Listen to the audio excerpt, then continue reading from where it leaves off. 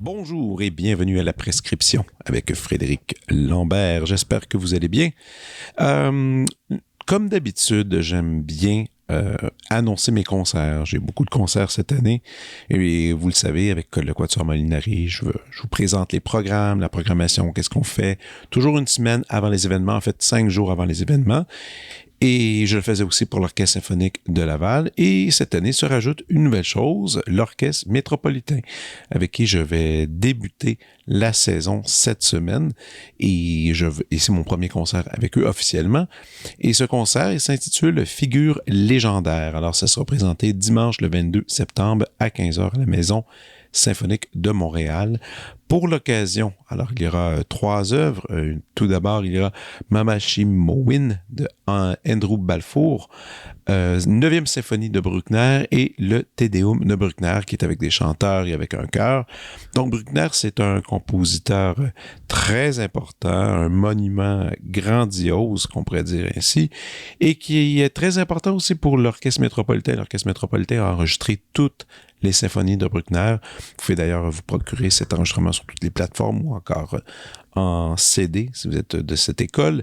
Et cette année, bien, l'Orchestre métropolitain et Yannick Des-Essegins ont décidé de rendre hommage à ce compositeur en soulignant son 200e anniversaire de naissance avec une de ses symphonies épique et qui va se terminer justement avec le Te Deum avec un chœur qui sera présent, le chœur métropolitain qui sera sur scène. Donc, si vous aimez justement les grands concerts d'occasion épiques, c'est vraiment l'occasion aujourd'hui de vous procurer des billets. Je ne sais pas s'il reste des billets. Ça, par contre, je n'ai pas vérifié, mais il y a toujours des bons deals, comme on pourrait dire ainsi, pour l'orchestre. Alors, j'espère vous voir et évidemment, comme je le dis à chaque fois, après les concerts, venez un peu près de la scène.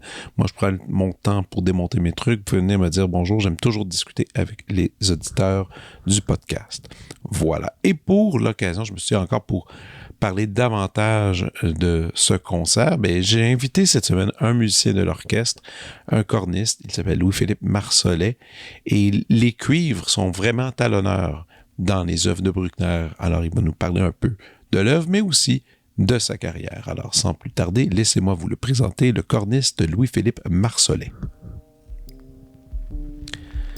Un des cornistes canadiens les plus actifs, le Montréalais Louis-Philippe Marsollet s'impose depuis plus de 20 ans sur les scènes de partout dans le monde. Il partage sa vie musicale entre le solo, la musique de chambre et l'orchestre. Sa carrière de soliste démarre lorsqu'il devient en 2005 lauréat de 3 prix au prestigieux concours l'ARD de Munich. Ces prix s'ajoutent à la longue liste de récompenses obtenues lors des concours internationaux de Genève, Trévoux et Rovereto. Depuis, il s'est produit comme concertiste avec plusieurs orchestres au Canada, aux États-Unis et à travers l'Europe. Louis-Philippe est corps solo de l'Orchestre métropolitain depuis 2009 et un collaborateur fréquent des Violons du Roi et de l'Orchestre de chambre et Musici de Montréal. Il est aussi très actif en tant que chambriste. Avec le quintet avant Pentaed, dont il est membre depuis 2003, il se produit à travers le Canada, les États-Unis, l'Europe et le Moyen-Orient. Ses nombreux enregistrements, tant en solo et en musique de chambre qu'au sein de l'orchestre, ont été applaudis par la critique et se sont vus décerner plusieurs prix. Musicien curieux, il s'intéresse à toutes les époques musicales.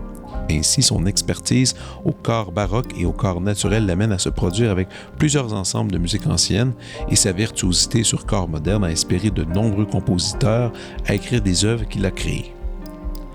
Louis-Philippe Marsollet est professeur agrégé à la Faculté de musique de l'Université Montréal. Il enseigne aussi à l'Académie du domaine Forget et est président de l'Association québécoise du corps depuis sa fondation en 2013. Voici ma conversation avec Louis-Philippe Marsollet.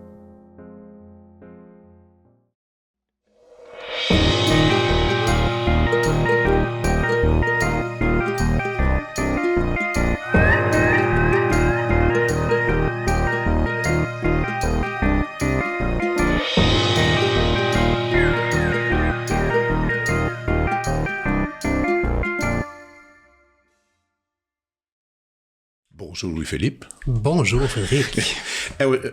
Je pensais à ça ce matin en me préparant pour notre rencontre et je me disais, ça fait combien d'années que je connais une flûte, puis ça va pas être super cool. Qu'est-ce que je vais t'annoncer? Vas-y donc. Ça fait 35 ans qu'on se connaît. 35 ans. Ben, 35 ans quand j'ai pris connaissance de ton existence. C'est plus ça, parce que c'était un petit peu plus vieux que moi. Ouais. Pas tant, mais un petit peu.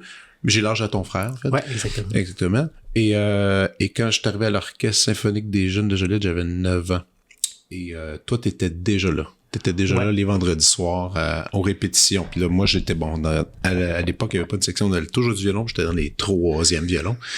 Ça marchait comme ça dans le temps. Puis, et ainsi, après, on s'est suivis. Je sais, on faisait justement, il y avait encore la relation, t'étais plus vieux que moi, puis j'étais un peu timide au début. Et je me suis dit, on est allé faire une espèce d'échange d'orchestre, puis toi puis moi, on avait été jumelés d'aller dans une famille ensemble.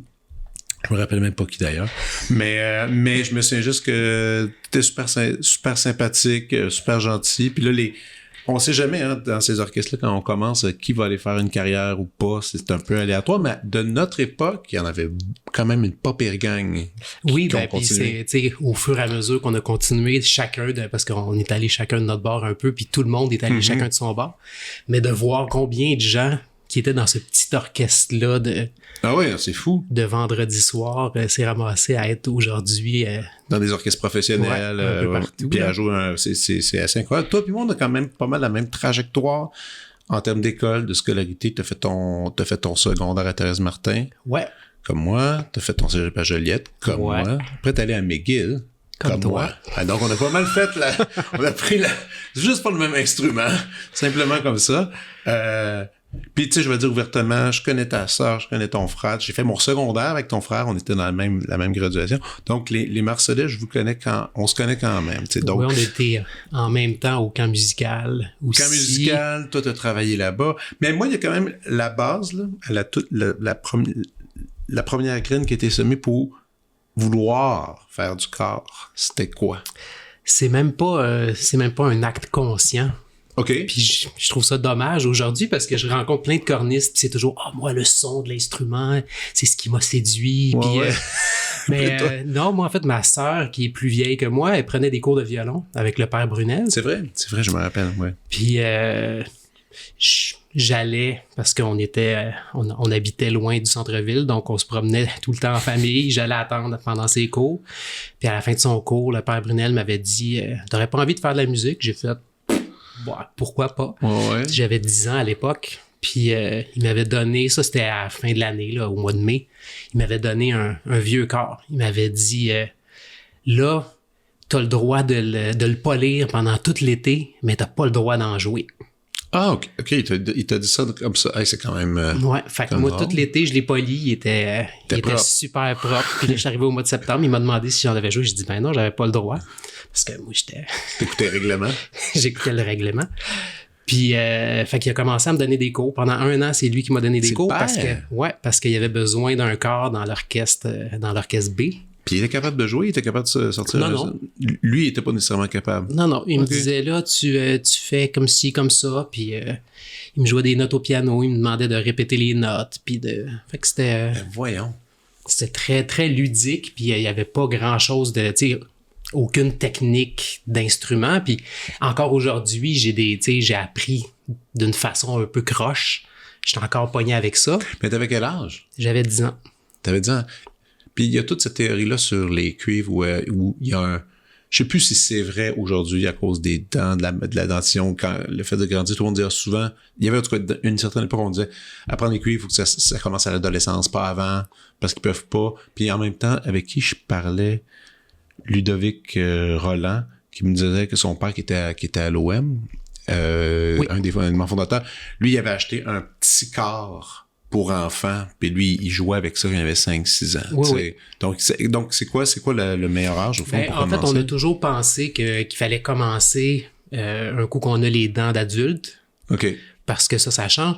Mais en Europe, un peu partout, beaucoup en Scandinavie, ils commencent à 5-6 ans. Maintenant, c'est ça commence tôt. Puis, tu sais, quand ils n'ont pas de dents, ils essaient de faire fonctionner ça pendant une couple de semaines. Puis après ça, ça refonctionne. Mais toi, tu dis que le fait d'avoir appris justement comme ça au début, ça a eu des conséquences que tu t'auto-qualifies croche un peu? Ben, en fait, j'avais déjà mes dents d'adulte. C'était déjà le bon moment pour commencer. Mais c'est ça, tu sais, j'ai une position un peu sur le côté, qui est pas, qui est pas dans les livres. Non, c'est ça. Puis aujourd'hui, quand je vois des étudiants qui sont placés comme ça, je fais yeah! Ouais, tu vas en arracher un plus tard, maintenant il va y avoir des problèmes. Mais en même temps, ça n'a jamais été réellement un problème pour toi. Ben, il y a des failles dans notre jeu. Tu sais, quand on arrive à un certain niveau, il y a des trucs que je sais que si j'avais été placé mieux, j'aurais moins travaillé pour obtenir ce que tu veux. Chose. En même temps, il y a sûrement des choses qui sont plus faciles pour moi parce que je suis placé comme je suis placé aussi.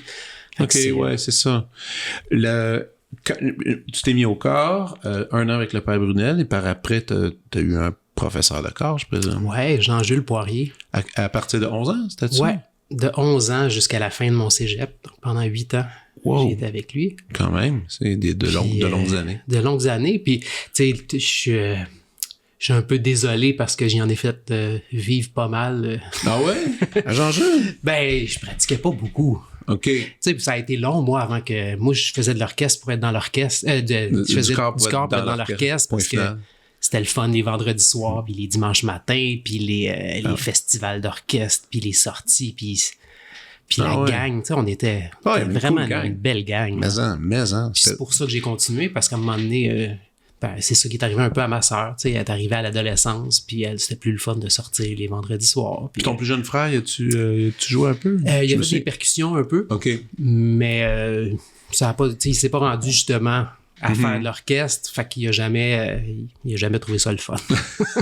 N'empêche que c'est vrai que l'orchestre est une pas pire motivation. Mais c'est tellement... C'est musical, c'est social en même temps. C'est comme tout ça. Je le vois beaucoup parce que mon fils...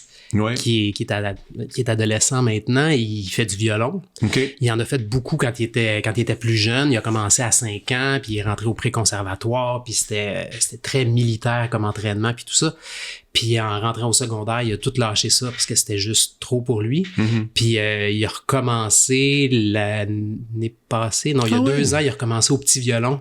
OK, cool. Où est-ce qu'ils font juste de la musique d'ensemble en gang. Il y a tellement de fun, puis il est 10 fois plus motivé qu'il l'était quand il y avait une pratique plus rigoureuse, je dirais. Mais pas que rigoureux, c'est que là, quand tu sais qu'il va y avoir l'orchestre qui s'en vient, ben c'est pas mal plus motivant de regarder tes partitions que d'attendre le moment pour le faire. Là. Mais dans ton parcours, évidemment, t'as eu Jean-Jules pendant de nombreuses années. Puis c'est vrai, je me souviens que tu pratiquais pas tant que ça, en fait, parce que je me rappelle encore qu'au camp musical, tu sais, des fois, tu m'avais, quand t'es même moniteur, tu sais, je vais prendre un temps off, tu pratiquais un petit peu moins, c'est correct, t'étais assez livre ouvert, tu sais, là-dessus. En même temps, tu faisais plein de concours, t'aimais-tu ça, les concours? Je me suis toujours demandé si t'aimais ça. Ben oui, j'adorais ça. Pour vrai, le festival concours de Joliette? Ouais. Jamais une boule dans le ventre, rien, t'aimais ça, t'étais là. Dans ce temps-là, non. Pour vrai? Ouais, puis c'est drôle, ça a duré longtemps, mais moi, je suis à la base, puis je veux dire, tous les gens qui vont entendre ça, qui me connaissent, vont rire. Je suis extrêmement compétitif, là. Tu sais, moi, je joue à des jeux de société avec mes enfants, puis je les ai jamais laissés gagner, là. Pourquoi? Ben, c'est ça pour le jeu. Pour montrer la réalité de la vie. Ben, peut-être. Puis le jour qu'ils vont te battre, tu vas te sentir moyen. Ben non, parce qu'ils vont avoir appris de la bonne façon, puis ça arrive de plus en plus, là, ils sont rendus grands maintenant. Mais OK, attends, compétitif, c'est correct. Je comprends parce que tu veux te dépasser de tout ça, mais ça avait pas le côté poison un peu du truc que quand, mettons, si tu gagnais pas, puis Dieu sait que des compétitions, des fois, tu sais, tu contrôles pas le jury, il y a des trucs super chiens, tu sais, tu finis avec 94, puis là, l'autre a eu 94.5, puis là, t'es comme... non, il y en a eu beaucoup de ça, là. Il y en a eu de ça, mais comment, toi, tu gérais-tu bien ces affaires-là? Ah oui. Okay. En fait, la compétition, c'était plus une motivation pour travailler, puis pour pour se dépasser. Puis après ça, ben quand tu joues. Puis si le monde aime ça, il aime ça. S'il aime pas ça, ouais, puis après, c'est hors de notre contrôle. Exactement. Mais t'en as fait, parce que je me souviens que les festivals concours, Je t'ai retrouvé tout le temps là.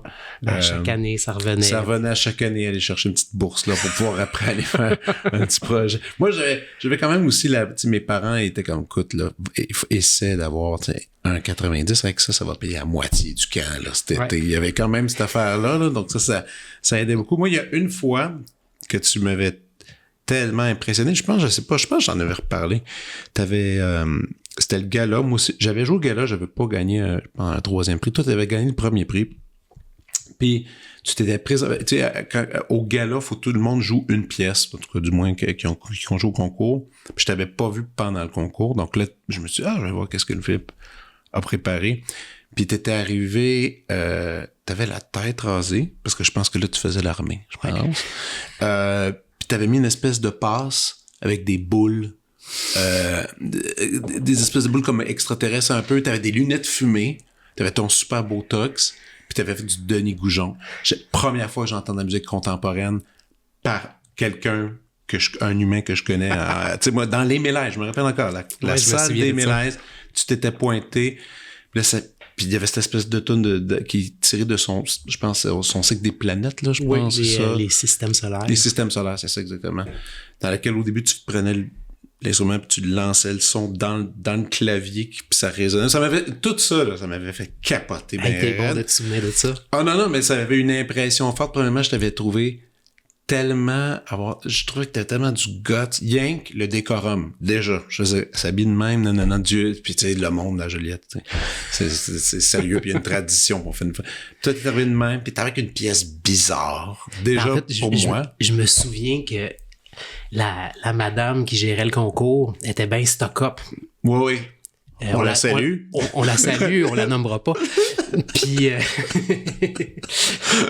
je me rappelle que pour aller jouer, costumé comme ça, j'étais passé par l'autre bord de la scène. Ben oui, si elle avait vu ça, elle avait une syncope. Ouais. Puis le pire, c'est ça qui était cool, c'est que t'étais arrivé au piano. Je sais plus si c'était pas Jean Marchand. Je pense peut-être que t'avais fait venir Jean Marchand ou un bon pianiste avec qui tu travaillais à Montréal, parce que je travaillais avec Sandra Murray dans ce temps-là. Oui, c'est ça, avec Sandra. Donc, c'était quelqu'un de Montréal. Je sais que c'était pas un des accompagnateurs de Joliette.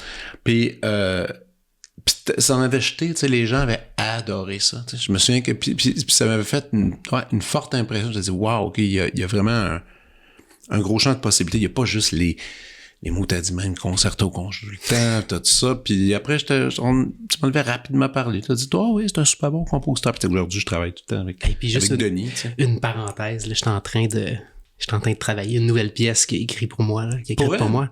Cool. J'ai commencé hier, là, fait que je suis super excité. Tu viens de recevoir ça? Oui, j'ai travaillé beaucoup avec lui quand j'ai pratiqué, quand j'ai monté Jupiter. OK. Dans mes années d'école, puis je l'ai joué des dizaines et des dizaines de fois depuis. Ça. Mais là, je suis super T'as-tu le droit de nommer la pièce? Comment elle s'appelle, celle-là? Pour l'instant, ça s'appelle Encore. Bon, encore. OK, c'est bon. C'est bon. Un genre de... Est-ce que c'est un peu aussi dans l'idée d'un encore, d'avoir un genre de rappel un peu? D'une courte pièce stylistique? Non, en fait, c'est une... je sais même pas qu'est-ce que j'ai le droit de dire. C'est une commande de pentaèdre. Ah, OK. Pour avoir 5 pièces pour chacun de nos instruments avec piano. Ah, OK. C'est conçu pour que ça puisse être joué par des étudiants éventuellement. Okay. Pour élargir le répertoire de nos instruments. Ouais. OK. Fait que c'est une pièce de niveau universitaire, je dirais, là, mais c'est une super bonne pièce. Puis c'est toujours le fun aussi pour ton instrument, un peu comme le mien, tu sais, l'alto, ce sont des instruments qui ont, oui, du répertoire, mais qui en ont encore besoin de plus. Il y a de la construction à faire. Là. Revenons encore en arrière. Là, donc, tu as fait ton secondaire, ton cégep à Joliette. Tu vas à McGill, tu fais un bac, si je me souviens bien, à McGill. Ah ouais, j'ai même pas fini mon bac. Que t'as pas fini, c'est ça, je me rappelle de ça. Et après, c'était quoi qui était... C'était-tu l'armée après que t'as commencé à ce moment-là? J'ai fait l'armée pendant un été. C'était entre mes 2 premières années d'université. OK. T'as fait ton entraînement de 3 mois, je me rappelle. Il y avait 1 mois d'entraînement, puis après ça, on faisait la relève de la garde à Ottawa, là, pendant tout l'été. Cool. Ça m'avait impressionné ça aussi, parce que tu m'avais expliqué ton entraînement, puis j'en étais traumatisé. Tu me parlais de comment faire son lit, il y avait des équerres, puis il fallait que tout soit bien placé. Je pense que tu m'avais dit, à un certain moment, tu disais, faut qu'il était fait ton lit, tu disais, je vais dormir à terre pour le restant du temps, ça me tente pas de faire mon lit. mais aussi, t'avais une sacrée, t'as encore une sacrée chevelure, mais tu sais, t'avais une popée chevelure, t'étais à la tête, j'étais wow, c'était beaucoup d'informations, mais en même temps, t'avais fait ça rien qu'un court temps, finalement. Oui, c'est ça, juste un 4 mois, un été. OK, t'aurais pu prolonger parce qu'ils ont toujours, il y a comme pas mal de ça revient à chaque année. OK. Ça revient à chaque année, à chaque été, puis l'été d'après, j'étais allé dans un camp musical à Santa Barbara. Ah oui, le bord de la mer, c'était le fameux camp. C'était le paradis, puis je pensais juste à mes amis puis mes collègues qui étaient retournés eux autres parce qu'ils avaient besoin d'argent pour continuer à... Ben oui, c'est sûr. Pour continuer à étudier. Puis c'était comme tellement un gros contraste. Ben mais puis là, quand tu fais Santa Barbara, ben tu sais, quand tu dis que t'as pas complété ton diplôme, pourquoi tu l'as pas complété? En fait, je suis arrivé à un certain niveau, puis les cours d'histoire, en fait, le premier cours d'histoire que j'ai fait, je parlais pas assez bien en anglais, fait que je l'ai poché. Ouais. Après ça, j'ai repris un peu les cours, puis je trouvais que il fallait que je passe trop de temps. Les académiques de McGill sont intenses. Oui. Tu sais, puis moi, quand j'ai fait mon diplôme, quand j'ai fait mon bac là-bas, j'étais arrivé, puis j'ai comme compris que 1, c'était tough. 2, mon anglais était très pourri. On vient de Joliette quand même. Ouais. C'était pas la langue la plus parlée. C'était pas très valorisé. Et boy! des cours d'anglais entiers à parler français dans le cours. Ça n'avait aucun bon sens. Quand moi, je suis arrivé, tout de suite, il y avait des francophones qui m'avaient dit, ces cours-là, prends-les en cours d'été en accéléré, pas mal plus facile, puis plus lousse aussi. Les profs, ils coupent dans le groupe. J'ai fait, c'est noté. J'ai juste, pendant 3 étés, j'ai juste fait un rush pour pouvoir pratiquer plus l'année parce que sinon, c'était super difficile de trouver du temps, tu sais. Ben c'est ça. Fait qu'à un moment donné, j'ai décidé, je me suis passé la réflexion, un bac en musique, ça va rien me donner de plus. Puis ce que j'ai besoin de faire, c'est de pratiquer. Fait que j'ai pratiqué. Parce que tu voulais jouer. Oui, c'est ça. C'est ça. Puis c'était le fun, puis ça progressait, puis il y avait des choses qui se passaient. Fait que j'ai transformé mon bac en licence. Oui, c'est ça, les fameuses licences qu'on peut faire. Un programme de 2 ans que j'ai fait sur 3 ans. Fait que comme ça, c'était... OK, focus sur la performance. Mais rendu là, à McGill, il n'y a plus de Jean-Jules. C'est avec qui tu travailles à ce moment-là? J'étais avec John Zerbel. Avec John Zerbel, avec qui tu as travaillé pendant... Pendant 3 ans. 3 ans, OK. Ouais. Après, t'es allé un bout en Europe, non? Oui, je suis allé... en fait, je suis parti 1 an. À Freiburg, en Allemagne. Mm-hmm. Pourquoi, là? Est-ce que c'est un endroit qui est propice à ça? C'est un hasard? C'est un peu bizarre parce que si on remonte en 1999, il n'y avait pas d'Internet. Ah, c'est vrai. Fait qu'entrer en contact, tu sais, moi, je voulais aller étudier en Allemagne, j'entendais les cornices de là-bas, ça me faisait triper. Je voulais aller là, mais... Sans connaissance réellement. Tu peux pas appeler. Non. dire, je vais appeler quelqu'un. T'as aucune référence. Fait que, ma dernière année à McGill, il y a un quintet de cuivre allemand qui était venu à McGill pour faire un concert. Tu te rappelles du nom? Le Harmonic Brass. OK. Puis, fait que j'ai beaucoup parlé avec le corniste là. J'avais joué en masterclass pour eux autres. Puis il m'a dit, ben oui, il faut que tu viennes étudier avec mon prof à Munich. Fait que je fais, OK. Puis là, il a été super cool. Il m'a envoyé toutes les demandes. Tout ça est en allemand, évidemment. Et puis, on avait une connaissance commune, José Mascotte, qui avait passé 1 an en Allemagne. Oui, c'est vrai. Dans un échange. Là, j'ai écrit, j'ai dit, est-ce que tu m'aiderais à traduire mes bulletins, toutes mes affaires pour que je puisse envoyer mes choses? Elle dit, ben oui. Elle dit, tu devrais aussi auditionner à Freiburg. C'est là où je suis allé, puis tu aurais du soutien de la famille d'accueil dans laquelle je suis allé. Fait que j'ai fait OK. Finalement, tout s'est arrangé. J'ai pas été accepté à Munich. OK. Puis j'ai été accepté à Freiburg. Ça fait Freiburg. Je connaissais pas le prof pantoute. Je me suis rendu compte après que c'était un great. Ah ouais, finalement, un bel hasard. Puis c'était super, c'était un franco-suisse. Tous mes cours étaient en français. Puis j'ai quand même pu apprendre l'allemand. Mais fait que ça, c'est la petite histoire. Tu l'as encore un peu ton allemand en toi? C'est présent un peu des fois? Un peu. C'est ça, à chaque fois que je retourne en Allemagne, il faut se dérouiller, là. Ça me prend 3, 4, 7 jours. Ça finit par revenir. C'est ça. C'est cool. Mais il y a peu d'occasions. Mais t'es resté là 2 ans. Ben, je suis resté là 1 an au complet. OK. Puis la deuxième année, j'avais un poste à Kitchener. OK, ça, c'est ton premier poste professionnel que t'as reçu. C'était une première chaise? Ouais. OK, cool. Puis, sauf que là, j'avais eu une bourse du Conseil des arts du Canada pour continuer à étudier en Allemagne. Okay. Fait que je suis retourné, je pense, 6 fois pendant l'année. C'est pas très écologique. C'est une autre époque, on le savait pas. On le savait pas On le encore. savait pas. Fait que j'allais passer 1 semaine ou 2. OK. C'est un peu Cool. à différents moments dans l'année. Fait que j'ai passé à peu près 2 ans, là. Quand t'allais là-bas puis que t'étudiais justement,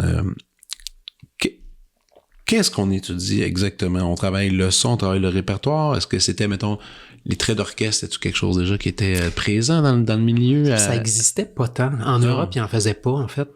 Non, c'était encore les auditions avec juste tu vas jouer ton concerto devant l'orchestre, puis s'ils aiment ça, ils t'engagent. Il y en a encore aussi de ça. C'est encore présent dans certaines... de moins en moins, c'est ça. Ouais. Mais c'est encore un peu ça. Fait que moi, en fait, j'allais là, je savais pas vraiment qu'est-ce que je voulais, mais j'avais déjà commencé à faire des concours internationaux. Okay. Fait que pendant les années que j'ai passées là, c'est ça que j'ai fait. J'ai monté du répertoire, puis tu sais, c'est beaucoup de répertoire. Ouais. Fait que j'ai bûché là-dessus pendant 2 ans de temps. OK. Donc, c'était ça le projet, de monter du répertoire, connaître davantage, de développer davantage de couleurs, de jeux, tout ça. Mais quand tu as fait Kitchener-Waterloo, tu t'es arrangé comme un grand garçon tout seul à monter ces traits-là. Parce qu'il y avait des traits à Kitchener quand tu as ça. OK. Ouais. Mais tu sais, quand j'étais à McGill, on en faisait, il y avait l'audition, on avait des... Fait que tu sais, j'avais quand même une connaissance de ça, mais en Allemagne, j'en ai pas fait du tout, pas une fois. Wow, OK. Puis c'est ça, en revenant finalement, tu te rends compte que t'es capable de tout faire ça tout seul.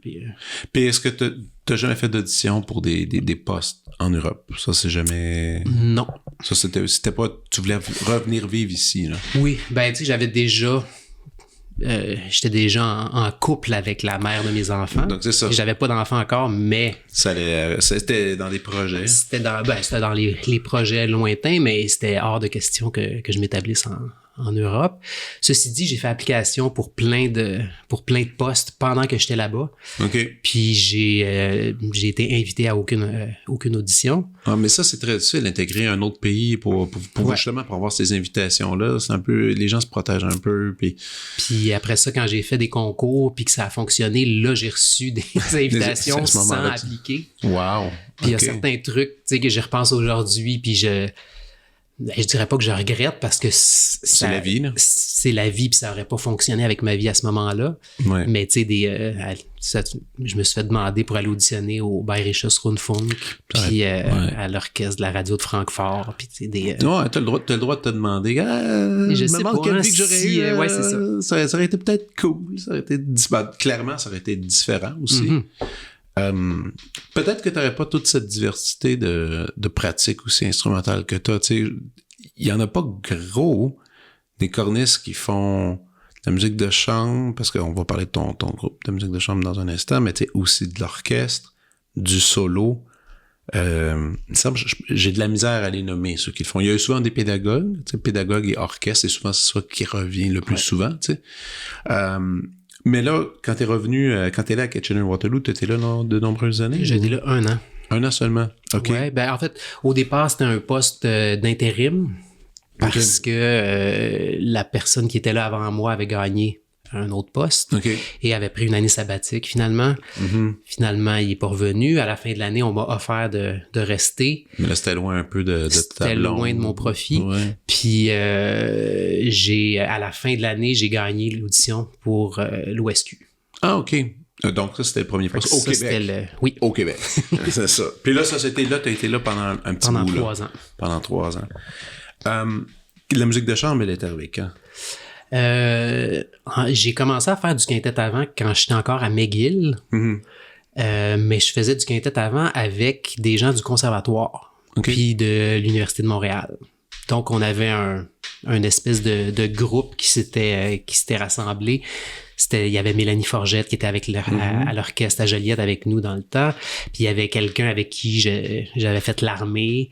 Fait que c'était un mélange de tout ce monde-là. Puis d'amis, connaissances, ça aussi. Okay. Fait que c'était le quintet Boréal. Donc pendant 3-4 ans.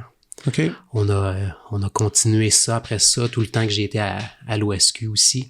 Il y avait 3 personnes de l'OSQ, puis c'est ça qui est pas pire aussi quand tu fais partie d'un orchestre, soudainement, toute l'instrumentation est là, tu sais. Oui, c'est plus facile. C'est facile à trouver. On était tous des jeunes musiciens qui sortaient des écoles, en forme, qui n'avaient pas d'enfants, pas de responsabilité, pas de tâches d'enseignement, fait qu'on avait juste ça à faire. Ben oui, faire de la musique puis avoir du fun. Ouais. Quand même, on a fait les deux. Ouais, c'est ça. On a fait les deux. Mais disons que peut-être lui est arrivé quand tu es revenu à Montréal, finalement. Ben, c'est la raison pour laquelle je suis revenu à Montréal. Ah, OK, parfait. Ça, j'avais une job à temps plein dans un orchestre qui payait quand même pas pire, puis je me suis fait offrir une saison de 4 concerts qui payaient 400$ chaque. Puis j'ai dit, OK, je vais lâcher l'OSQ pour ça. Wow, quand même. Puis, mais ça c'est quand même intéressant parce que, ben, tu sais, toi puis moi, on le vit, on a chacun notre affaire de musique de chambre depuis assez longtemps. Toi, c'est bien terrible, ça fait combien d'années maintenant? Ça fait 20 ans.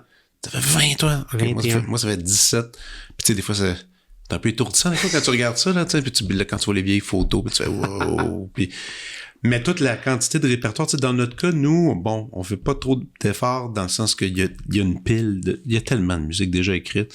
Vous autres, tu sais, oui, on commande aussi des œuvres, là, je sais pas quoi, on en commande des œuvres aussi.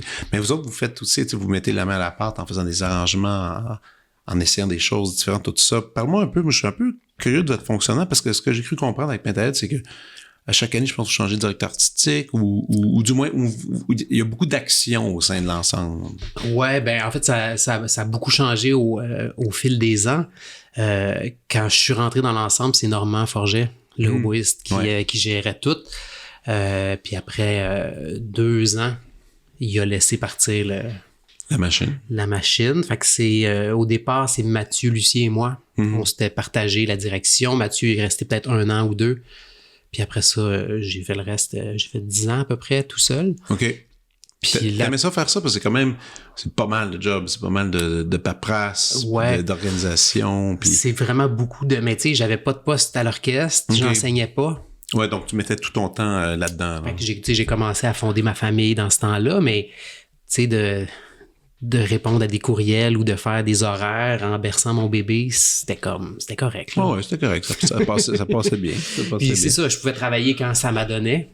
Quand tu fais de l'administration, c'est, tu sais, entre les contrats, des fois, tu as 3 jours off, tu fais un rush pour reprendre le temps perdu administrativement. Puis, fait que c'était naturel. Puis, j'avais l'impression que chaque heure que j'investissais dans le groupe, ça me garantissait du travail aussi. Là. Ça faisait partie de l'intérêt de faire ça.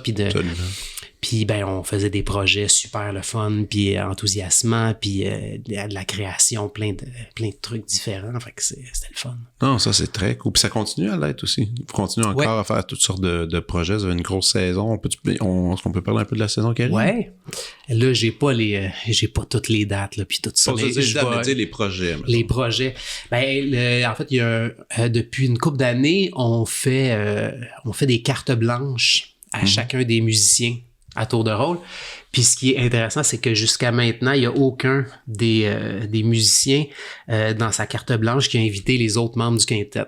Fait que c'est toujours avec d'autres formations. C'est intéressant, peut-être troublant aussi, non? Mais en fait, ce qui est troublant, c'est que le concert qui a attiré le plus gros public dans la saison de Pentahède, c'est le concert carte blanche à Martin Carpentier. OK. Puis c'était lui avec violoncelle et piano. OK. Donc ça c'était populaire. On s'est remis en question un peu après ça, mais on a continué la carte blanche. C'est peut-être juste un concours de popularité aussi. Oui, c'est ça. Martin, il est ses réseaux sociaux, ses magazines, il est partout. Fait que c'est ça là, c'est Ariane. C'est la 5e, en fait, à faire sa carte blanche. Okay. Donc, elle fait sa carte blanche, je pense, le 6 octobre. OK. Elle fait ça avec Cameron Crossman, cool. Megan Milatz, puis puis Rose Nagar-Tremblay. Oui. Qui Euh, est fantastique, là. ouais. Vraiment. Fait Cool. que je connais pas son programme exact, Non, mais mais- il y a du Crumb, il y a du Debussy, il y a Wow. comme Non, mais un ça, paquet d'affaires. Mais ça, c'est le fun, je trouve. Ça donne une variété. Tu sais, autant nous autres qu'avec Molinari, c'est pas la même affaire, étant donné qu'on est vraiment dans l'idée de quoi tu sors, on est bien gros dans le trip de passer à travers la chronologie d'un compositeur. Ouais, C'est ouais. sûr comme ça, c'est plus ça notre affaire, notre signature. Mais moi, je trouve ça cool aussi, l'espèce d'éclatement. Ben, c'est qu'on parce peut que nous, avoir, on tu sais. n'a pas ça. Là, tu sais, C'est ça. il y a 2 compositeurs là, qui ont fait assez de répertoire pour qu'on fasse un disque juste de ça. Ouais, mais dans les belles réussites que vous avez faites dernièrement, il y avait le Cercle du Printemps, tu sais, Ouais. qui était super le fun. Avez-vous un autre projet comme ça, une espèce d'œuvre symphonique gigantesque pour Ben, on a fait Petrouchka, Oui. on a fait L'Oiseau de Feu aussi. Ouais. Il y a toujours des projets, mais tu sais, on a fait la Symphonie de Franck il y a quelques années. Fait que là, on est en train de réfléchir à faire le ring, là, mais Oh boy. Ouais, c'est ça, c'est ça. on dit toujours ça en joke. C'est pas pire, c'est pas pire. Puis Fait en que même ça, temps, c'est... vous les faites vous-même, vos arrangements de ça, si j'avais... Ouais. Comment- Quand il y a des trucs qui sont déjà arrangés, qui fonctionnent bien, On les prend. on les prend, c'est on ça. aime ça. Quand il y a des trucs, des choses qui nous intéressent, des projets qu'on veut faire, pour lesquels il n'y a pas de transcription, ben là, on s'en charge, on se partage ça à tour de rôle. Puis vous faites comme éditer vos propres affaires. Après, il doit y avoir d'autres ensemblements qui seraient curieux de mettre les mains là-dedans. Ouais, mais on s'est jamais rendu vraiment. Ah ouais, il y aurait une job à le- faire là-dedans. Ouais, ben ça fait à chaque fois on en parle, mais il y a personne qui a le temps vraiment parce que tu sais pour faire des belles éditions, Bon, puis non, pour c'est long. gérer la distribution, tout ça, c'est de l'énergie, puis c'est pas très tu sais, le Pas le- travail que tu investi là-dedans, il est pas très rentable non plus. Il est pas rentable, mais il y a une espèce de leg qui est pas pire que vous laissez Oui, c'est ça. aussi. Ou même en pensant simplement sur un point de vue éducatif, il y a plein de jeunes qui seraient contents de jouer le Cercle du Printemps, qui peuvent pas, là, tu sais, tu peux pas aller le jouer c'est pas tout le monde qui est élu, là, pour aller le faire en orchestre, là. Tu sais, c'est quand même le fun de le faire avec des amis, ou du moins comme ça. T'es compétitif, c'est bon, c'est une bonne affaire, parce que dans le milieu des auditions, puis étant donné que votre instrument, il n'y a pas tant de postes que ça dans un ensemble, tu sais. Ouais. Donc, il faut l'avoir, cette compétition-là, surtout dans les... Je pense, d'une façon saine, comme on disait tantôt. Quand vient le temps, justement, de jouer, là, la compétition est plus vraiment là. C'est plus le plaisir de mettre les mains dedans, si Ouais. on pourrait dire. Toi, c'est quoi... Quand tu joues, là, que tu joues en orchestre, on va dire, par exemple, là, c'est quoi la mentalité? C'est quoi la recherche que tu essaies? Tu as ta section avec qui tu travailles. Évidemment, après, il y a tous les vents qui sont rassemblés là-dessus. Le rôle du corps français au sein d'un orchestre solo est super important. C'est une des voies importantes. D'ailleurs, on va parler un peu en ce moment, on est dans le passé, mais on va s'imaginer qu'on est dans le futur parce que je vais sortir l'épisode quelques jours avant le premier concert de saison de l'OM pour la 9e de Bruckner. Ouais. Donc, tu sais, par exemple, je pensais à ça aujourd'hui parce que, tu sais, je passais à travers ma partition, puis là, j'écoutais d'ailleurs l'enregistrement que vous avez fait, que t'es dessus à l'époque. Ouais, mais j'étais pas encore dans l'orchestre. Pas encore dans l'orchestre. Mais, tu sais, une œuvre comme ça, justement, là, c'est gigantesque, c'est gros, le corps français est, je veux pas dire dominant, il est très présent, la trompette aussi, la trompette solo est très présente. Comment on se prépare pour un truc comme ça? Est-ce que toi, t'es du genre à aller écouter un paquet de versions, pour trouver un son, une idée, ou tu y vas, tu fonces dans le tas avec toi-même? Moi, j'ai peu écouté beaucoup d'enregistrements. Là, je sais qu'il y a des gens qui vont sont beaucoup avec maniaques ça, un qui peu sont de ça. maniaques, Ouais, qui ouais. connaissent toutes les versions. Puis moi, tu sais, il y a des versions les versions que j'ai écoutées la première fois, on dirait que je suis pogné avec ça dans ma tête. Puis quand j'écoute Ouais. autre chose après, je trouve toujours que c'est pas aussi bon. Ouais. Puis là, en le jouant, je me rends compte finalement que finalement, j'aime pas ça de Tant que ça, ma version que j'ai entendue, ouais. Surtout quand ce qu'on fait, c'est meilleur.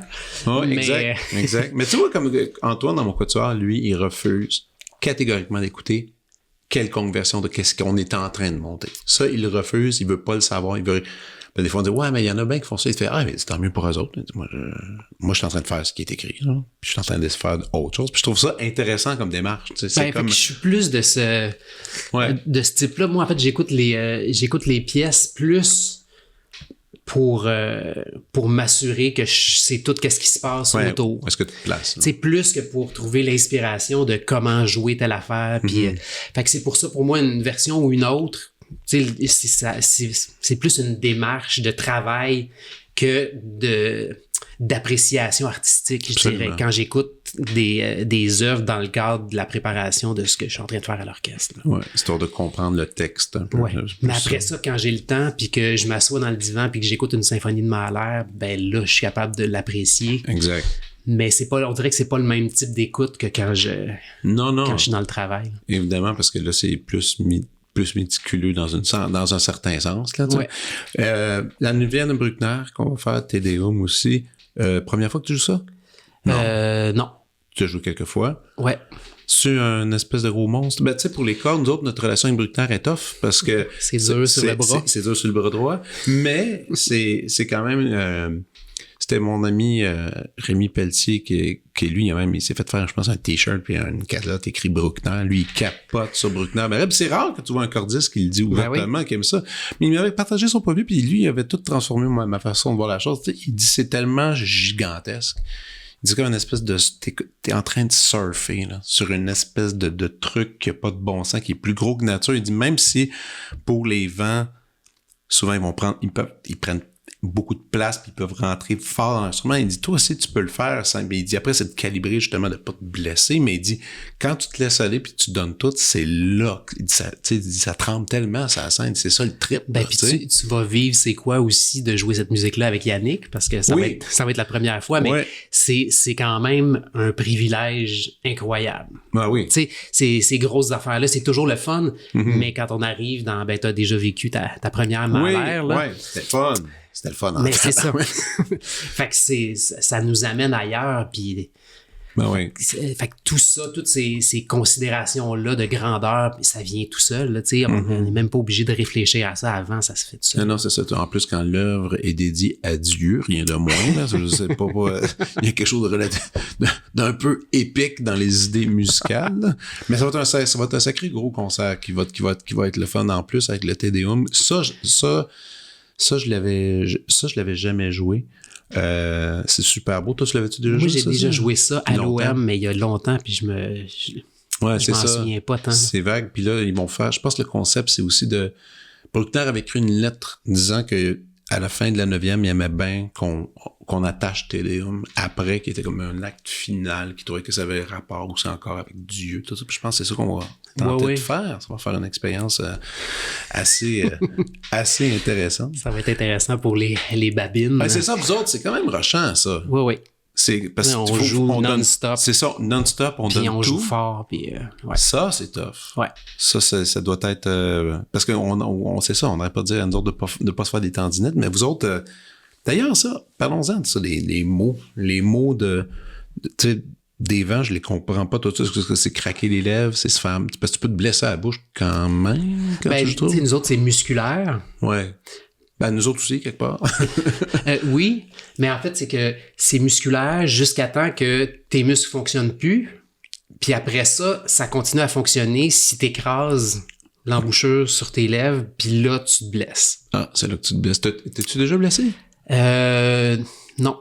Bravo. Mais c'est un miracle. Tu sais, je parlais tantôt, je disais que j'étais placé tout croche un peu. Ouais. Ben, c'est justement que, tu sais, j'écrase beaucoup de façon naturelle. Mm-hmm. Puis, tu sais, il y a plein de monde qui m'a dit que quand j'avais 25 ans, tu sais, à 30 ans, tu seras plus capable de jouer si tu continues à jouer de même, là. Fait que, à chaque année qui passe, je me dis, une autre année avant que ça éclate. Avant que ça éclate, là. Et pourtant, ça continue, ça fonctionne. Ben, y a-tu une façon de prévenir? Tu sais, nous autres, il y a comme un paquet d'étirements, on va avoir des ostéos. Mais tu sais, en vieillissant, je connais beaucoup mieux mon corps, je connais mieux mes limites, puis je connais mieux aussi la préparation qu'il faut que j'aille. Tu sais, dans le cas d'une symphonie de Bruckner, je sais qu'il faut que je pratique beaucoup de façon intelligente dans les semaines avant. Okay. Il faut que je me bâtisse une forme juste pour jouer ça. Ouais. Fait que tu sais, jouer fort pendant des heures à chaque jour. Ça va faire en sorte que rendu là, puis tu sais, à chaque jour, essayer d'augmenter la quantité de la son. quantité, là. Fait que c'est. Puis ça, c'est tu vraiment... fais ça avec des gammes, tu fais ça avec, tu sais, pas rien qu'avec la pièce de Bruckner, ça, mettons. Non, c'est ça. l'amplitude sonore en général que tu Oui, prends. c'est ça. Puis c'est rendu qu'il y a une partie de ma pratique.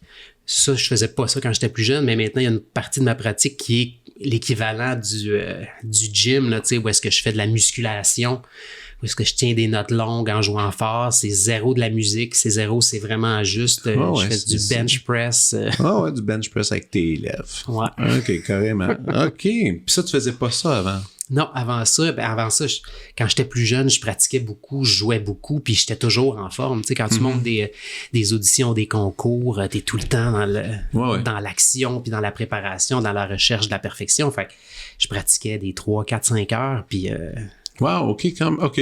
Ça, c'est pas mal la moyenne max qu'on peut s'offrir, non? Ouais, 5 heures, il y a pas beaucoup de cuivres qui font ça. Ouais, à la fin, t'es comme un peu... Puis c'est pas... je pense pas que c'est nécessaire. Ouais. Mais... Peut-être à un certain stade. Quand t'es jeune, puis là, que tu t'apprends le répertoire, puis il faut que t'ailles, là, tu sais, c'est peut-être plus à ce moment-là. Nous autres encore, c'est ridicule, là, tu sais, il y a pas...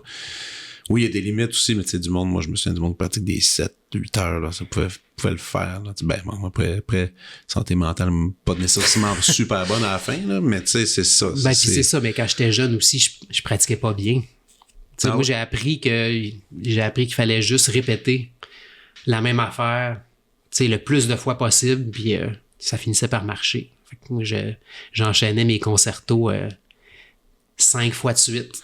Toi, tu fais ça jusqu'à quel âge? Quand est-ce que tu as commencé à bien pratiquer? 40 ans à peu près. Sérieux? Tu penses? Ouais, ben, tu sais, à partir du moment où j'ai eu un poste à l'orchestre, j'ai commencé à enseigner, j'avais des jeunes enfants, j'ai beaucoup ralenti la pratique. Mm-hmm. Ben, fallait que tu aies une stratégie. J'ai surfé sur la shape que j'ai bâtie pendant toute ma vie, pendant beaucoup d'années. Puis à un moment donné, ça m'a rattrapé. Puis là, ben, d'être dans la même forme que je pouvais avoir dans la vingtaine, mais en ayant 4 heures de moins par jour pour travailler, ça m'a forcé à vraiment focusser mon énergie. À bonne place. Ouais. À la bonne place. Wow! 40 ans. Wow, il n'est jamais trop tard. Ben non. Pour vous trouver la bonne façon de faire. En plus, comme tu viens de l'indiquer, tu t'enseignes. Ouais. Parce que tu t'enseignes, tu veux quand même donner les bons outils à ces jeunes-là qui vont commencer, puis d'avoir une bonne quand j'ai commencé à enseigner, j'avais aucune idée. Non, c'est ça, t'essaies quelque chose. Toi aussi, t'as commencé à enseigner de bonne heure. On n'a pas de formation sur comment enseigner. Ouais, ben moi j'ai été chanceux par contre, parce que quand j'ai commencé à enseigner jeune, j'enseignais à des enfants, mais le père Brunel m'avait comme guidé, il m'avait fait venir chez eux, puis il m'avait comme il m'avait ouvert son livre à trucs, tu sais. Il me dit, mais quand t'enseignes, il faut que tu parles comme ça à un enfant, il y a ça qui comprend. Puis quand il était rendu à la retraite, t'sais, puis j'y en dois encore une bonne là-dessus, parce qu'il m'a vraiment aidé à structurer comment enseigner. Puis à un moment donné, tu copies aussi qu'est-ce que tu t'es fait faire, qu'est-ce que t'es... Fait que c'est ça, moi, c'est ça que je faisais. Tout ce que je m'étais fait dire, je répétais la même affaire, puis ben, au fil des ans, tu comprends, puis c'est là aussi, quand j'ai commencé à m'analyser ou analyser mon jeu, là, j'ai compris qu'est-ce qu'il fallait que je dise aux étudiants pour que ça marche. Puis aussi, c'est l'enseignement évolue tellement avec les technologies aussi qu'on possède aujourd'hui, là, tu sais. Toutes les préparations pour des auditions, tu sais, maintenant, c'est ça, ces outils-là sont présents, il y a de la vidéo, mais il y a tellement d'affaires qu'on n'avait pas, là, tu sais. Dans le temps, c'était un peu... t'essayais ton affaire, pis bon, tu sais, t'avais-tu comment ils s'appelaient, les mini-disques, t'avais-tu ça? T'as eu ça? Ben oui. Moi, je l'empruntais à la bibliothèque de McGill parce que ça coûtait trop cher, cette belle-là. Ben c'est ça, moi j'ai fait mes années de concours internationaux. T'avais ça? C'était le mini-disque. Puis t'en avais besoin, c'est sûr, tu sais, parce que si t'as envie de, je sais pas, de te démarquer. Puis les compétitions internationales, ça devait être le fun. Ouais. Parce que ces compétitions-là, tu te fais plein de connexions, tu rencontres. Moi, j'ai encore des amis que je me suis fait avec mes compétitions de quatuor à cordes dans mon ancien quatuor avant Molinari, puis c'est parmi les plus beaux souvenirs de musique. T'étais super en forme, t'entendais tous les futurs talents. Ça, c'était cool. Moi, quand j'allais faire ça, j'avais aucune attente, là. J'allais là. Parce que c'était une motivation pour moi, pour me forcer à pratiquer puis à monter tout ce répertoire-là. Mais j'arrivais là, puis j'allais écouter tous les candidats. Je me disais, il faut que je entende tout le monde, il faut que je vois qu'est-ce qui se fait, puis comment les gens jouent, puis c'est quoi les techniques, puis c'est quoi les... Ça t'affectait pas? Non. Non. En fait, j'entendais le premier jouer, puis j'étais là, il est bien meilleur que moi. Fait que c'est fini, c'est réglé. Fait que après ça, j'allais jouer, puis j'avais du fun. Puis... c'est cool. Puis non, fait que j'ai eu beaucoup de fun. Puis c'est ça, j'ai noué des amitiés qui ont été super précieuses dans ces années-là. Il y a des gens que je côtoie encore à l'occasion, puis c'est le fun. Le répertoire, quelqu'un qui nous écoute aujourd'hui, qui dit « j'aimerais ça faire un petit deep dive dans le milieu du corps français et écouter les grandes pièces importantes. » Moi, j'en ai quelques-unes en tête que je pense, mais moi, je serais curieux de savoir, toi, qu'est-ce que tu penses qui est important à retenir de ton instrument? In the Myth. Non. T'es sérieux? Non. Ça aurait pu? Du tout. Ça aurait pu? Je veux écoute, c'était le sujet de mon important. doctorat. J'ai fait un doctorat rien que là-dessus. Moi, j'ai fait un disque de. C'est vrai. Fait que, puis je sais avec un altiste. Sans blague. T'aimes-tu ça pour vrai, In the Myth? J'adore ça. Moi, j'adore ça. J'adore ça, mais c'est quand même. Ça peut être un peu aride pour un auditeur qui ne connaît pas ça. Absolument. Mais je trouve que pour In the Myth, ça rend plus justice avec ça. Son répertoire symphonique, je trouve, est plus sympathique. Oui. Que les affaires, que les trucs solistiques. C'est comme... des fois, c'est rough. Mais il y a des pièces, sa sonate pour corps alto, là, c'est une des plus belles pièces pour corps. Oui? OK. Honnêtement, là. Noté. Non, tu sais, il y a vraiment la base, les concertos de Mozart, sonate de Beethoven, trio de Brahms, les concertos de Strauss. Fait que déjà, avec ça, il y en a ça couvre un bon pan. Mais as-tu des petits trucs spécifiques que peut-être les gens connaissent moins que tu aurais envie de partager? C'est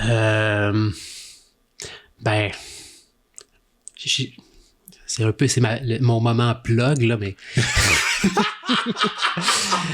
mais j'ai enregistré, en fait, de la musique qui est même pas pour corps à l'origine, mais de Schumann. OK. Fait qu'il y a une pièce pour corps de Schumann, mais j'ai fait les pièces, les Fantasy-Stücks pour clarinette, les romances de hautbois, les romances de Clara Schumann aussi pour violon.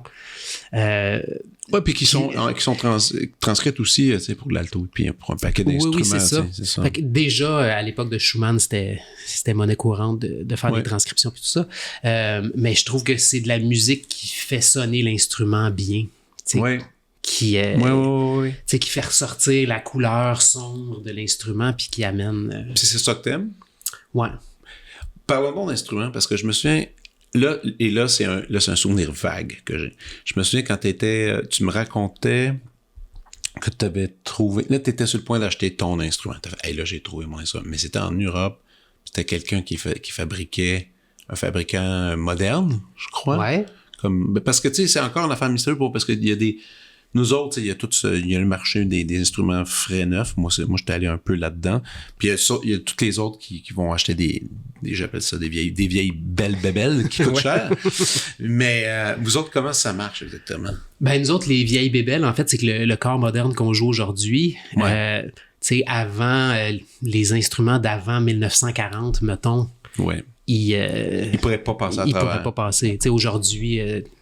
À cause de quoi? À cause de la puissance sonore qui a augmenté depuis? Non, en fait, c'est beaucoup dans la fabrication des pistons puis tout ça. Okay. Maintenant, il y a une étanchéité qui n'existait pas. On n'avait pas les outils pour avoir des mesures assez précises. Okay. Mais donc... puis les instruments, mettons, d'avant 1850, là, c'était des corps naturels. OK. Et donc, ça, il y a un intérêt d'avoir des instruments originaux, beaucoup plus que d'avoir des copies modernes. Ouais.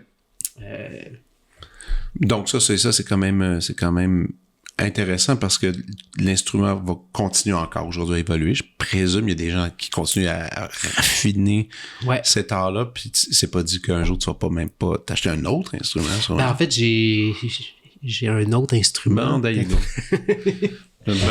Bon. Depuis, ça fait 1 an et demi, là, j'ai changé un fabricant canadien qui habite en Colombie-Britannique, dans le fond des montagnes.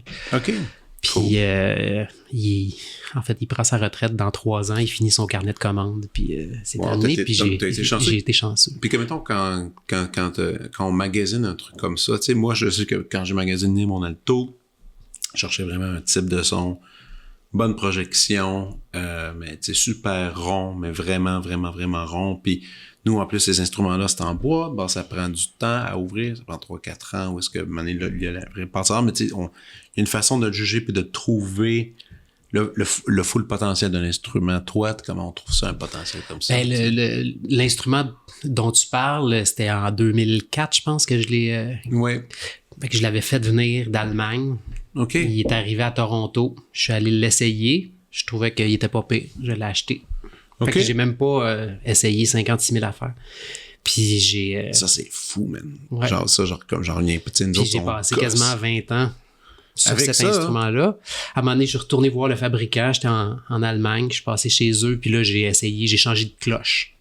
Fait que j'ai eu différentes cloches, le pavillon. Ah, le pavillon, on appelle ça la cloche. Okay. Ouais. Puis tu sais, sur les instruments, en fait, sur 95% des instruments aujourd'hui, la cloche est dévissable. Ouais. Ça a un impact sonore assez gros. De changer le pavillon? Ouais, comme ça? Oui. C'est ça. Oui. Projection? Projection, en fait, ça c'est un peu technique, là, mais les harmoniques. OK. C'est les séries harmoniques que ça fait résonner dans l'instrument. Deviennent plus claires, plus précises? Ben, plus claires ou moins claires. Dépendamment, là, c'est ça. C'est ça. Fait qu'il y a vraiment un jeu de... Fait que j'étais allé, justement, on était en tournée de quintette. J'avais eu le quintet qui écoutait dans la salle de concert. Ah, mais ça, c'est cool. J'ai essayé, je pense, 98 cloches différentes. Ah, yeah, mais c'est très cool. Dans ce temps-là, en plus, tu as un avis extérieur. Mais le fabricant qui prend sa retraite en Colombie-Britannique, lui, c'est parce que sûrement tu as entendu par de collègue en collègue, tu as entendu des fois. Ben, je me rappelle, j'étais encore à Joliette. OK. Puis les gens disaient que c'était des super bons instruments, mais à ce moment-là, il y avait une liste d'attente de 6 ans. Puis, 6 ans? Ouais. Oh. Puis moi, à chaque fois, je me disais, ben dans 6 ans, je jouerai probablement plus. Fait que je trouvais pas que ça valait la peine. J'adore ton attitude complètement défaitiste. Il est en compétition, il fait ils sont tous meilleurs que moi. Puis je vais jouer du corps. Ça me fait presque penser, tu connais Mathieu Harel? Ouais. Évidemment. Mathieu Harel, lui, je pense que c'est ça, il joue du basson juste parce qu'à l'école secondaire, c'était le seul instrument qui restait. Ils ont fait, il dit, OK, je vais. Il dit, lui aussi, j'aimerais ça, il dit, te dire que Dieu est arrivé, il y a eu un éclair, il dit, c'était vraiment par dépit, personne ne voulait en jouer. J'ai fait, je vais en jouer de bord, tu sais. Mais des fois, le destin, il n'y a pas besoin d'être clameur. Mais je pense que ça va un peu avec l'esprit compétitif. Je pense que si j'imagine que ça va fonctionner, ouais, je vais m'investir puis je vais être déçu. Ouais, je comprends. Il y a un quelque chose de ça. Là, C'est vrai. Puis si tu vas avec un certain détachement, mais c'est en même temps pas tant détachement parce que tu travailles fort pour tes affaires, mais c'est juste après, ça vient d'un côté plus relax. Toi, dans du stress, l'anxiété de scène, tout ça, c'est-tu quelque chose que tu as eu ou tu as à travailler ou ça existe pas? Oui, tout le temps. Tout le temps un peu? Tout le temps. Quand j'étais plus jeune, moins. En vieillissant, c'est plus dur. C'est plus dur un peu. C'est plus dur. Puis ça demande une meilleure préparation. Oui. Tu sais, pendant des années, je pouvais arriver à une... Je devrais pas dire ça. Je pouvais arriver à une première répétition en lecture à vue. Ah ouais. Puis, tu sais... Ça se passait correct. Ça se passait correct. Je savais, après ça, qu'est-ce qu'il fallait que je travaille. Ouais. Puis aujourd'hui, rendu au concert. Aujourd'hui, même ça, je fais juste regarder la partition puis je stresse des fois. Là. Fait que je m'assois. Je connais ça. Fait que je travaille beaucoup plus maintenant qu'il y a 10 ans. Oui. Puis je travaille mieux, ça je le disais. Ouais. Fait que je pense que c'est plus efficace. Puis je pense que j'arrive à avoir plus de plaisir aussi. Ouais. Trouves-tu que tu sonnes mieux? Des fois, quand tu as du recul, des fois, je réécoute des vieilles affaires, puis je fais je pense que c'est mieux, je pense. Puis c'est drôle parce que vieillir, souvent, on a une espèce de concept qu'on pense que quand on vieillit, on est moins en forme. Tout ça, ça demande plus de travail pour l'entretien, mais je pense qu'il y a quelque chose de payant aussi qui se cache en arrière de ça. Je me demande, en fait, des fois, j'ai l'impression que quand j'étais jeune, il y avait une espèce de détachement, puis qui faisait en sorte que c'était libre, puis que c'était... Maintenant, j'ai l'impression que c'est peut-être plus calculé ou peut-être plus... Ouais. L'arrogance de la jeunesse, peut-être, un peu. Oui, c'est ça, mais je sais pas si ça s'entend, ça. Puis c'est drôle. C'est quand même un drôle de privilège, mais je parlais des Schumann tantôt, j'ai enregistré l'Adagio Allegro de Schumann sur le disque Schumann, mais je l'avais enregistré il y a 20 ans aussi. OK. Ça faisait partie d'un disque de musique romantique allemande. Ah, OK. Puis j'ai décidé de pas l'écouter avant de le réenregistrer, puis je me suis dit... Excellente idée, en fait, de faire ça. Oui. Ça aurait été Puis l'enfer. après ça, quand le disque est sorti, je me suis dit, OK, je vais comparer les deux. Puis là, je les ai écoutés les deux, une après l'autre. Puis je trouvais que ça se ressemblait quand même beaucoup. OK, ça Puis se tenait. j'ai fait l'exercice Wow. de partir les deux versions en même temps. Et à la seconde près, c'est exactement la même chose. Arrête. Puis moi, j'avais l'impression, là, j'étais là, OK, là, je vais vraiment aller plus loin dans l'interprétation, je vais prendre mon temps dans le premier mouvement, puis après ça, je vais aller plus vite. Puis finalement, c'est la même maudite affaire. Fait que, Ben, on est fidèle à soi-même. est-ce qu'on évolue? Peut-être. Ça, c'est intense quand même. Ben écoute, c'est des fois... Mais en même temps, ce que j'aime, c'est dans l'exercice que tu as fait en l'enregistrant, tu as fait je vais pas l'écouter, je vais essayer t'as sûrement raffiné le son puis tout ça, mais c'est juste que des réflexes, c'est des réflexes. Tu sais, ça remonte à cette affaire-là. Tu sais, c'est très, très dur de défaire des nœuds. Tu sais, des bons comme des mauvais nœuds, là. C'est pas évident. Écoute, le temps passe. Est-ce que tu as préparé ta petite liste? Ouais. Oh yes! Ah ouais. Alors, j'ai hâte d'entendre tes suggestions.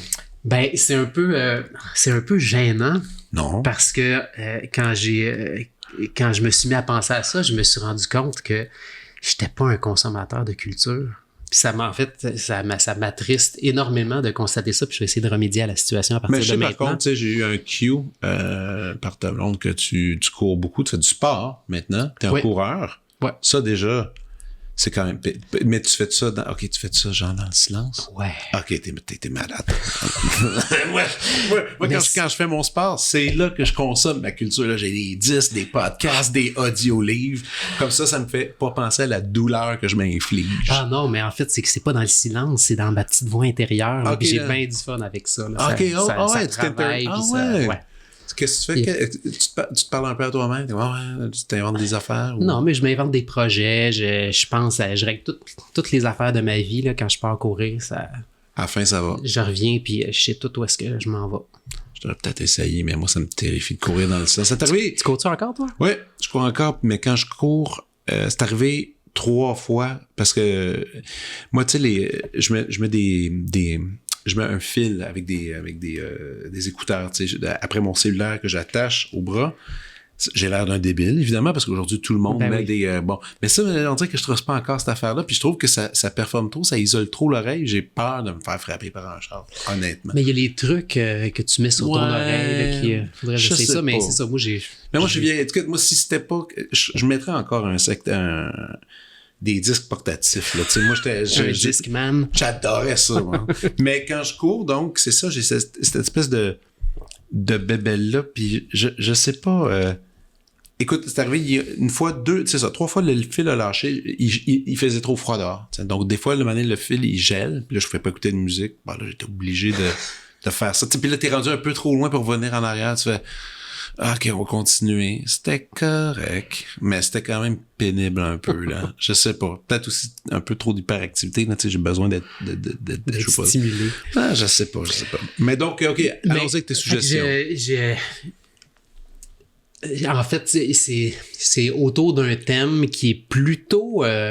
qui n'a pas rapport avec la culture comme telle, mais avec mon espèce de retour à la terre, peut-être, mais tu sais, moi, j'ai un chalet maintenant à campagne, puis pendant la pandémie, j'ai ramassé à peu près, je dirais, 2000 vinyles, tu sais, de différentes collections. Oui, mais tu dis que t'es pas un gars de culture, t'as 2000 vinyles. Ouais, fait que là, en fait, le trip, c'est devenu de déballer des vinyles. Fait que pendant, ben là, ça fait 3 ans, 4 ans. OK. À chaque fois qu'on va au chalet, j'ouvre une boîte. Puis là, je sors un vinyle. La plupart du temps, en fait, j'ai aucune... Ben, de plus en plus, maintenant, je commence à reconnaître les trucs. Mais au début, il y a 95% des affaires que je connaissais pas pantoute. Mais c'est stylistiquement varié. Tout. Mais comme, c'est quoi Fait que, de la chanson française, du ballroom orchestra, des big bands, de la musique classique, des Beatles, des... Mais comment tu t'es trouvé avec 2000 vinyles? C'est toi qui les as trouvés des gens qui se débarrassaient de stock? Ou, ouais. En fait, c'est une voisine qui se débarrassait du stock de vinyle de son père quand il est décédé. OK. À la campagne? Ouais. Ou à Montréal? Ben, à Montréal. OK, à Montréal. Puis là, t'as pris ça, t'as amené ça à la campagne parce que ça prend tellement de place. Puis à la campagne, ben j'ai juste une table tournante. OK. Fait que rien d'autre pour faire jouer de la musique, pas de télé, pas rien. Fait que quand on va là, on écoute des vinyles. Puis, c'est fun! Ouais.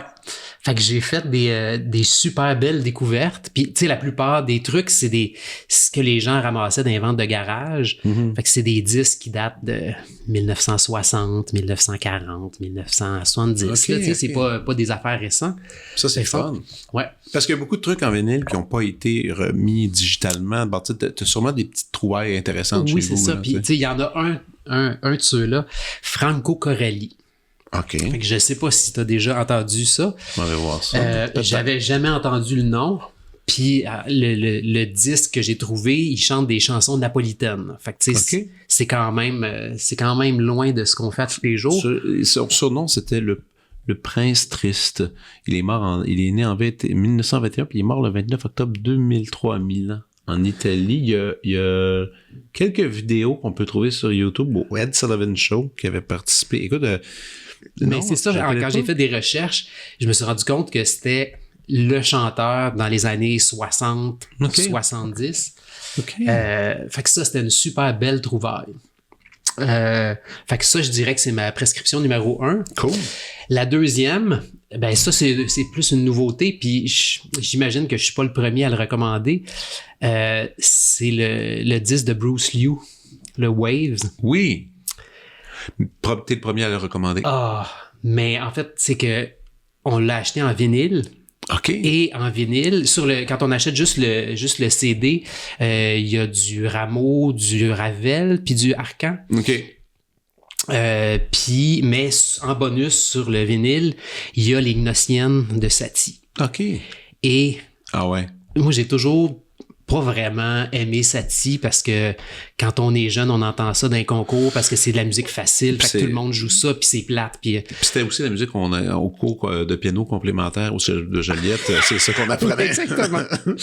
Fait que j'ai jamais trippé là-dessus, mais là, je fais juste y penser, puis j'ai des frissons là, tellement c'est beau. Mais je pense que tu peux y aller sur... J'irai voir, mais toi, oui, t'as les vieux collections de vinyle, ben, en ayant ton setup de vinyle maintenant, donc des fois, ça doit t'arriver d'acheter des nouveaux disques. Oui. Comme ça. Mais oui, mais peu. Mais c'est fun. Mais ça va venir parce que là, il me reste encore probablement le quart encore de mes 2000 vinyles qu'il faut que j'épluche. Et après, tu vas te tenir au Beatnik, tu vas te tenir à toutes les maudites places, à la journée du vinyle. T'as-tu vu ça, la journée du vinyle, quand ça arrive à Montréal? C'est cinglé, cette affaire-là. C'est au printemps.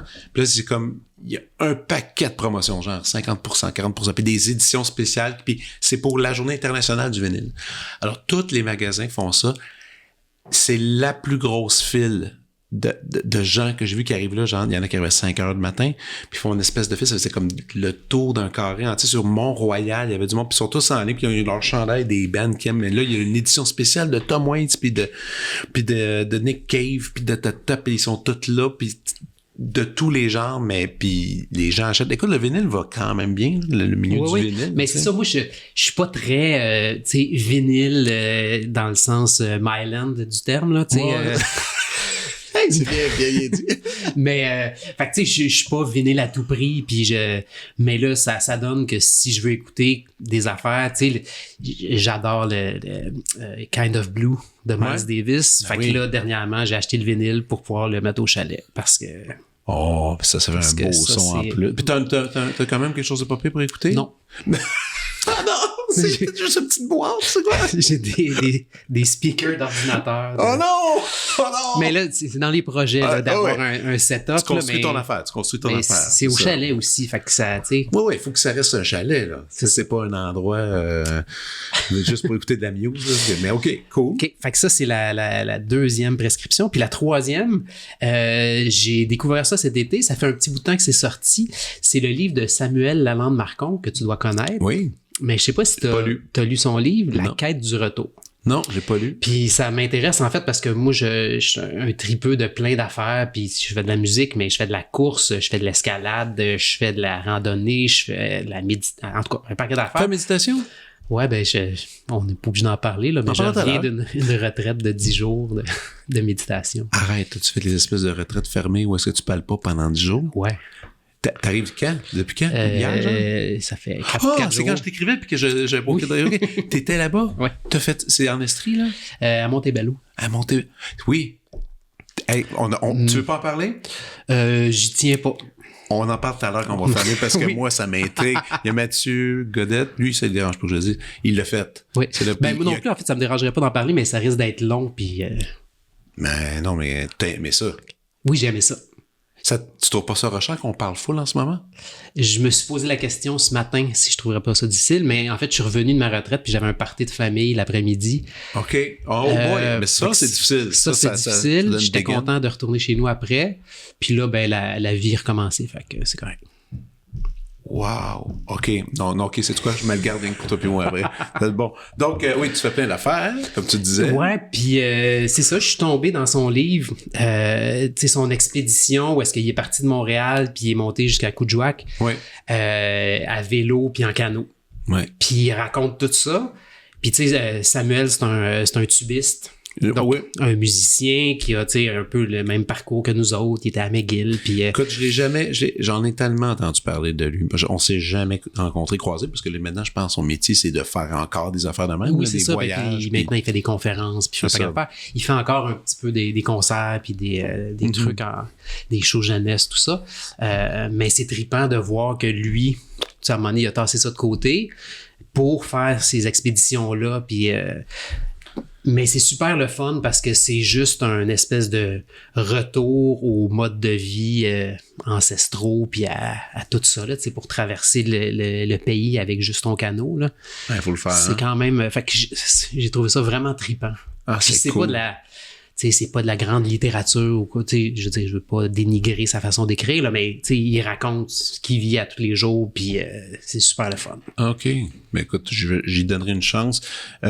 Philippe, c'était super plaisant Ben oui. de te rencontrer. Et on se connaît déjà, Pareillement. mais de prendre le temps, on le prend jamais réellement le temps de jaser. Là, on l'a pris. Puis nous, on se revoit sur scène bientôt avec l'OM. Puis évidemment, tout le monde venez nous voir. Même vous avez le droit de venir nous dire bonjour à la fin. C'est toujours agréable. Oui. Sur ce, à plus. Merci. Vous venez d'écouter La Prescription avec Dr. Fred Lambert. À l'animation, Frédéric Lambert. Réalisation, montage, recherche et bons conseils, Olivier Chamberlain. Au logo, Joël Vaudreuil. La musique, le groupe Crabe. Jérôme Minière, Philippe B., Ben Chimie, Guillaume Beaulieu et Vincent Vertefeuille. Merci d'avoir été à l'écoute et à bientôt.